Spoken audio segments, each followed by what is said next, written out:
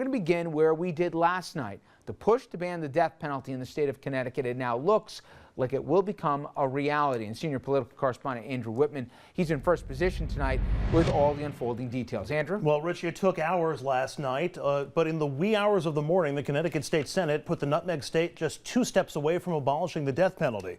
The final vote, 20-16 for the repeal, mostly along party lines. The final votes tallied at 2:05 this morning. The state house now has to vote on it, and Governor Dan Malloy has said he will sign it when it gets to his desk.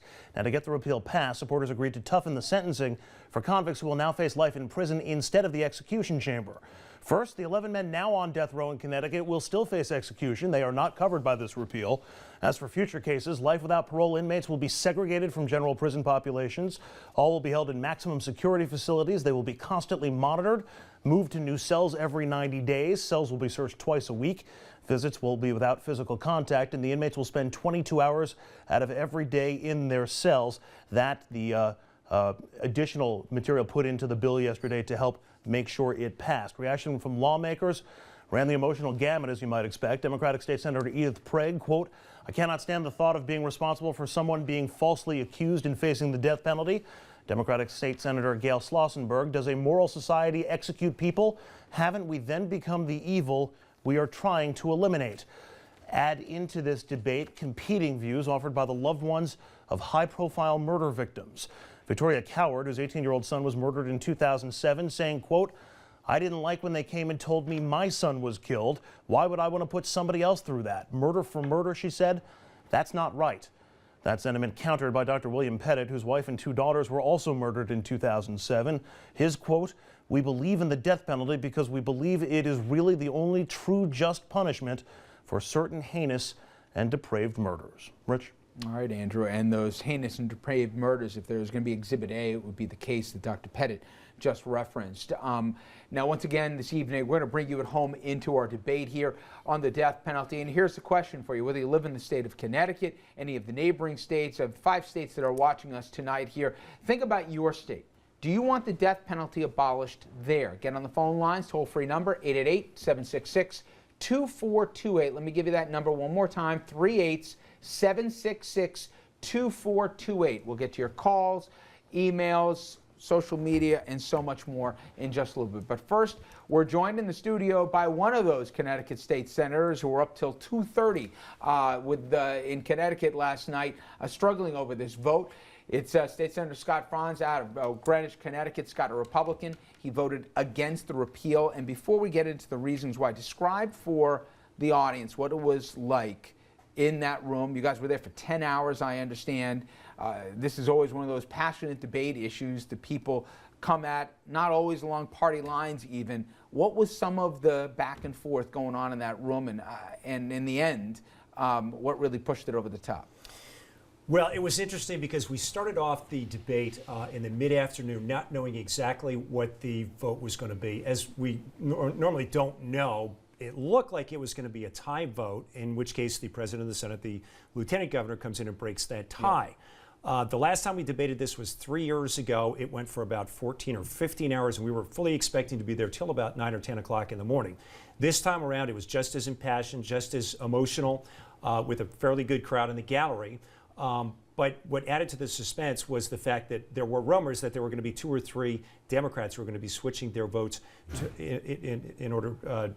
in other words, not voting for the repeal, but going to vote against it. In other words, stand up for the death penalty. So as the afternoon and the evening evolved, it became clear that Senator Edith Prague was going to change on her vote.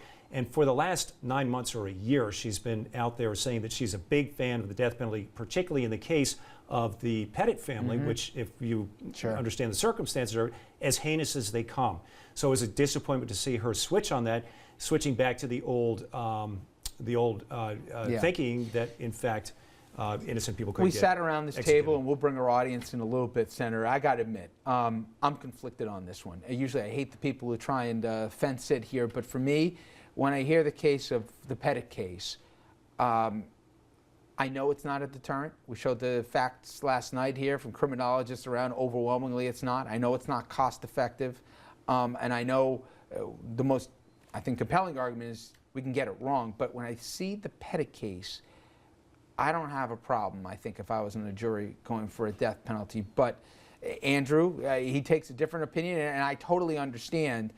I guess if I had to vote, how would you reconcile the fact that, in fact, one particular case, you just recently had an exoneration in Connecticut where a guy was sitting for 20 years, Kevin Ireland, for a crime he never committed, murder as well here.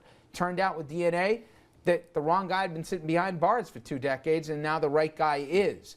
How do you reconcile that as much as everybody thinks they could get something right, they can get it wrong? We've got evidence of it before, and you could kill an innocent person. Well, that's a big argument against, and it's a very strong argument. I don't think anybody feels that that should be ignored in the overall debate of the issue.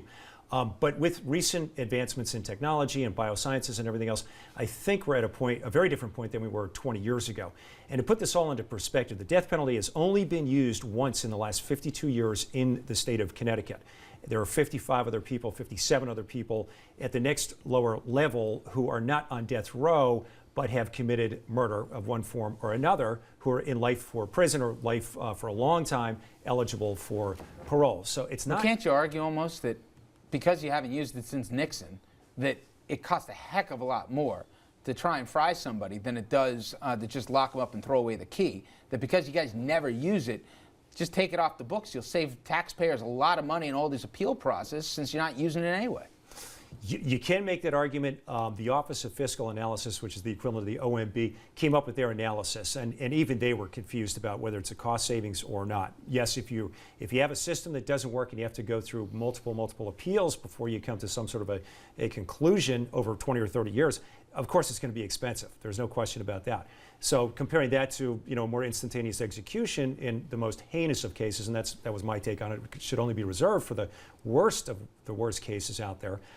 Then you're looking at a very, very big difference in terms of cost. Finally, there's arguments that I mentioned before, deterrent, but the other thing is you look at the numbers. Every single state they look at where they've done this before, there's unequal application. Blacks getting killed a lot more frequently on a percentage basis for who they are in the population of the country than whites are. You do black on white crime and vice versa, and white on black crime. Does the disparity in racial justice here, did that factor in at all? Did you struggle with that one?